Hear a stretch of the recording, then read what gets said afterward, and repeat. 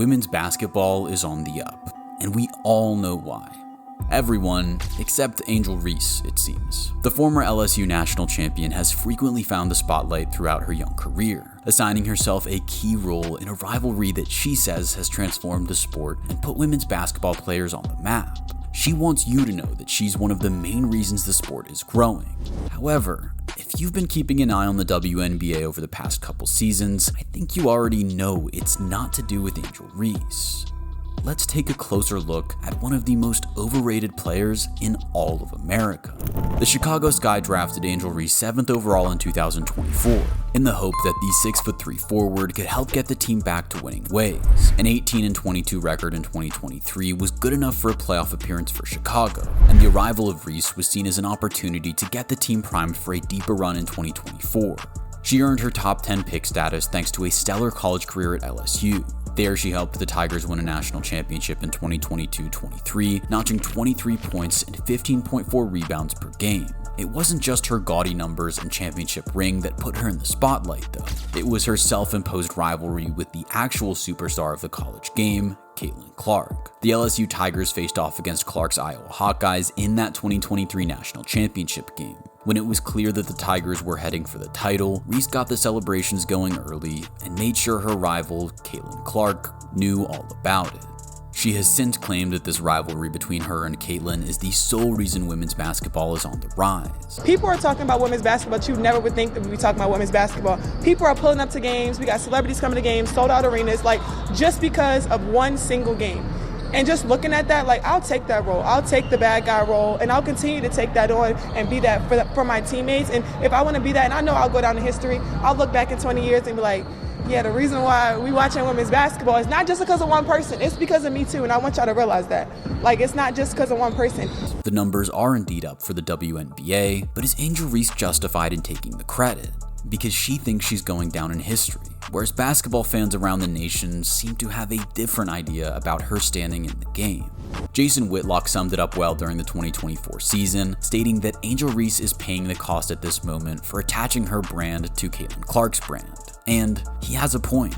Firstly, she has become somewhat of a laughingstock when it comes to her ability to find the net. Her viral highlight reels are not of people sharing her creativity and shot-making ability, it's of her embarrassing inability to convert easy layups. She is the double-double queen, averaging 13.6 points and 13.1 rebounds as a rookie for Chicago. But anyone who watches the games knows that these aren't your normal double-doubles. Too often we see Angel in the paint, throwing up hopeless layups, collecting her own rebound, and trying and missing again.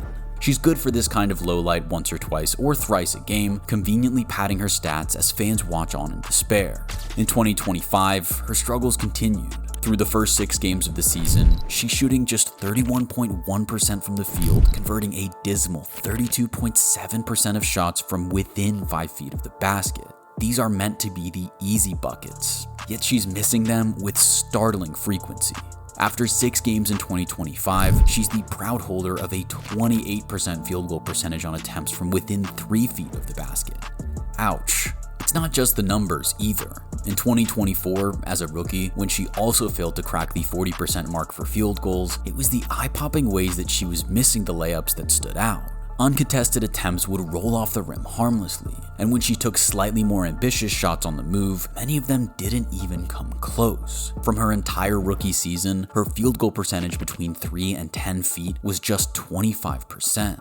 Eventually, fans couldn't help but see the funny side of this, and social media was filled with Angel Reese content, and not the kind she would be hoping. Angel Reese hit a buzzer beater, you gotta check this out! 3, 2, 1! Bang! Who cares they lost by 35 points? At least she got her 17 rebounds! Hey Ma, you got a receipt for this Barbie? I think this one's broken! Send it back! People are missing perspective in their life. And a perspective you need to have is a reminder that this player is a professional basketball player. How about it? Bang! Bang! Bang! She got fouled right here, but guess what? Ball don't lie. Give her the chair. Sit down! Bang! By 2025, she'd become so reliable for a miss that people were even earning serious money from it. They bet 20K Angel would miss. Day 2, boys. Yep. Day 2. Here Lock comes in. the bricklayer. Lock in. Here Lock comes in. the bricklayer. Lock in. Watch. It's the one. Miss! Angel Reese doesn't shoot. She throws and hopes roughly in the direction of the hoop. Yes, she's a physical presence and does well to collect double-digit rebounds every game. But when so many of them come from embarrassing misses, how impressive is that? To make matters worse, on top of her inefficiencies in the paint, Angel Reese is not contributing anything as a three-point shooter to try and make up for it. In 2024, she attempted just 0.1 three-pointers per game, converting a miserable 18.8% of them. Let me put it another way. She made a grand total of 3. That make percentage has essentially doubled in 2025.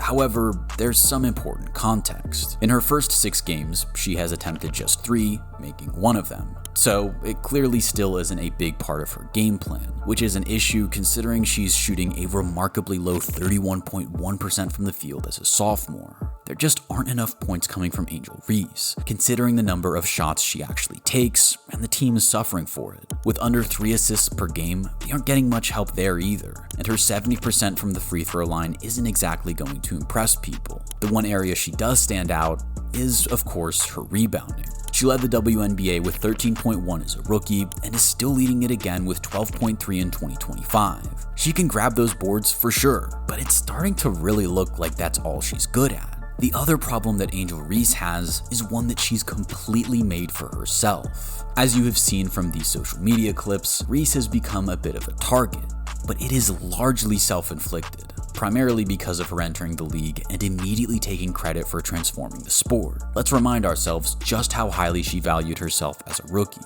I'll look back in 20 years and be like, yeah, the reason why we watching women's basketball is not just because of one person, it's because of me too, and I want y'all to realize that. Yes, her rivalry against Caitlin Clark in college was a fun storyline to watch, but everything we've covered in this video points toward it being the former Hawkeye that's the primary reason for the growth of the sport, not Angel Reese. Everyone's favorite analyst Stephen A. Smith certainly sees it that way. The golden goose is the golden goose. Go after Caitlin Clark, do what you gotta do. Compete with her, take her down. Just remember, you wanna lift her up too. Because if she rises, the whole league is going to rise. And everybody's gonna benefit. Clark is widely recognized as one of the greatest collegiate players of all time, winning the Naismith College Player of the Year and the John Wooden Award twice, alongside a whole host of other accolades. She was the easiest of first overall picks for the Indiana Fever, and she continued her dominance right through to the pro game. Her rookie season yielded 19.2 points per game and a league-leading 8.4 assists. In her very first season, she ranked 7th in the entire WNBA in scoring, and with a highlight reel full of deep threes and amazing plays, she draws comparisons to the WNBA's version of Steph Curry. USA Today claimed that she, like Curry, redefined what a good shot is in basketball. Her impact was felt instantly in the pro game. As she racked up the points, the league's viewership got a hefty boost. The Fever set a new franchise record for single-season attendance, and Caitlin Clark's debut was the most-watched WNBA game since 2001. In total, there were 24 occasions where a WNBA game had over 1 million viewers in 2024, and Caitlin Clark was involved in 21 of them. Pat McAfee knows a thing or two about building an audience, and he did a pretty good job of summing up just how good and impactful Caitlin is. She has surpassed everybody in the amount of time that she has played in the WNBA. She fills up every arena in every town that she goes to. Teams have to go to bigger arenas so that they can try to profit off the Caitlin Clark train coming to town. Most 20-point, 10-assist games in WNBA history, which I think you could say, yeah, it's a good game. Like that's how you classify. Vandersloot, obviously, 430 games played, had 10 of them. Diana Taurasi, people talk about it as the GOAT, right? The GOAT. The GOAT. The GOAT. You're damn right. 564. Where'd she go to school? UConn. Okay. 565 games played. She has 9 20-point, 10-assist games. And then Caitlin Clark, 41 games played. She already has 9 of them.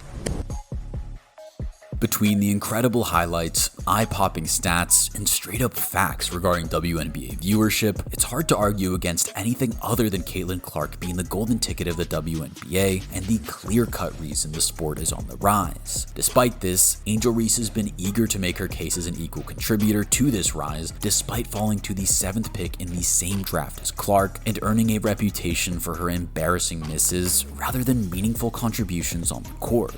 Reese has seemingly made a concerted effort to foster a high-profile rivalry between her and Clark, and it's one that she's losing badly.